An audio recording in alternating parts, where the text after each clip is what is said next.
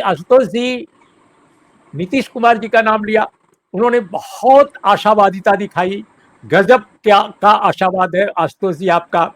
आप जानते हैं कि 2023 के नवंबर महीने में सर्वे आया बिहार का, जाति वार सर्वेक्षण, उसके आंकड़े पब्लिश हो गए।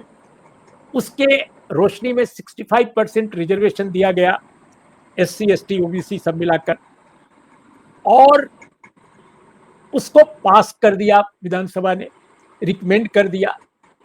उस पर हाई कोर्ट की बंदिश आ गई, सुप्रीम कोर्ट में मसला आया।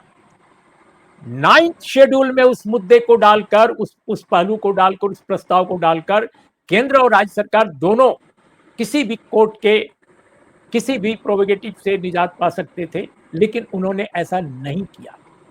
नीतीश कुमार जी ने आरजेडी का साथ छोड़ने के साथ ही बोला था कि हम इसको 9th शेड्यूल में डालेंगे। अब एक बार भी उस सवाल को नहीं उठाते और चुनाव बिल्कुल सामने है। तो कैसे आप ये आशा करते हैं कि ये मुद्दा वो उठाएंगे या उन जैसे नेता लोग उठाएंगे जो अपने ही रेजोल्यूशन को पास नहीं करा पा रहे हैं और उनका पूरा का पूरा सर्वेक्षण एक कोरा कागज बनकर रह गया है। देखिए उर्मिलेश जी, नीतीश कुमार भारतीय राजनीति की एक त्रासदी है, ट्रेजेडी है वो, और उनमें जितनी संभावनाएं थी वो संभावनाएं सिर्फ कुर्सी तक आके सिमट के रह गई है। उनके अंदर वो संभावना थी कि वो पूरी मंडल पॉलिटिक्स के एक मात्र बहुत बड़े नेता बन सकते थे, लेकिन अगर किसी का अगर महत्वाकांक्षा सिर्फ कुर्सी तक सीमित हो जाए तो फिर जो बुरा हाल होता है वो बुरा हाल नीतीश कुमार का है। जिस नीतीश कुमार को हम लोग 2005 में जानते थे, 2010 के चुनाव में जो नीतीश कुमार, मैं तो उनका बहुत बड़ा प्रशंसक था और मैंने उनके बारे में लिखा भी था, सिर्फ और सिर्फ नरेंद्र मोदी के सामने झुककर अपनी कुर्सी बचाने की पॉलिटिक्स रह गई है। तो मैं आपकी राय से सहमत हूं नीतीश कुमार, लेकिन अब देखिए एक चीज हमें समझना पड़ेगा कि अब पॉलिटिक्स जो है वो नेताओं से अलग होती हुई जा रही है। नीतीश कुमार ने कास्ट सेंसस की पॉलिटिक्स नहीं की, राहुल गांधी ने कर ली ना।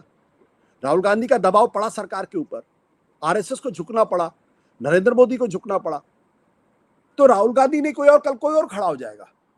इस इतिहास की इस धारा को अब आप पलट नहीं सकते, दुनिया की कोई ताकत पलट नहीं सकती, सिर्फ इसको डिक्टेटरशिप पलट सकती है, इसके अलावा कोई नहीं पलट सकता।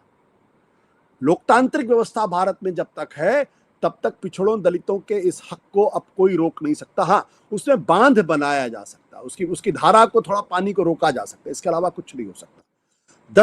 जो काम 10 साल में होना चाहिए था वो 20 साल लग सकता है, लेकिन अगर कोई ये सोचे कि उसको रोक सकते तो रोक नहीं सकते। तो नीतीश कुमार और नो नीतीश कुमार, लालू यादव और नो लालू यादव, तेजस्वी यादव या नो तेजस्वी यादव, अब ये बांध अब टूटेगा, और टूटने के बाद जो है एक ऐसा वक्त आएगा जब आप देखेंगे कि इस देश के ऊपर सत्ता के तमाम शीर्ष पदों पर पिछड़े दलितों के लोग बैठे होंगे, और वो वक्त भी आएगा जब वर्चस्ववादी जातियों के लिए अलग से आरक्षण होगा।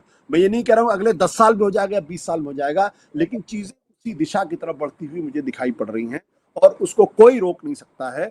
2024 का जो लोकसभा का चुनाव था इस मामले में मुझे बहुत आशान्वित करता है कि अगर पिछड़े दलित अगर एकजुट हो जाएं तो हिंदुत्ववाद की तमाम ताकत के बावजूद भी अकूत संपत्ति, अकूत संपदा, मीडिया पर टोटल कंट्रोल और राम मंदिर का मुद्दा, और उसके बावजूद या उत्तर प्रदेश के अंदर अगर आप 33 सीटों पर आ जाते हैं तो इससे बड़ी पराजय क्या हो सकती है। और आप अयोध्या में भी हार जाते हैं और बनारस में हारते हारते बचते हैं, तो इसलिए मुझे पूरी उम्मीद है, हाँ थोड़ा बहुत ऊपर नीचे चलता रहेगा।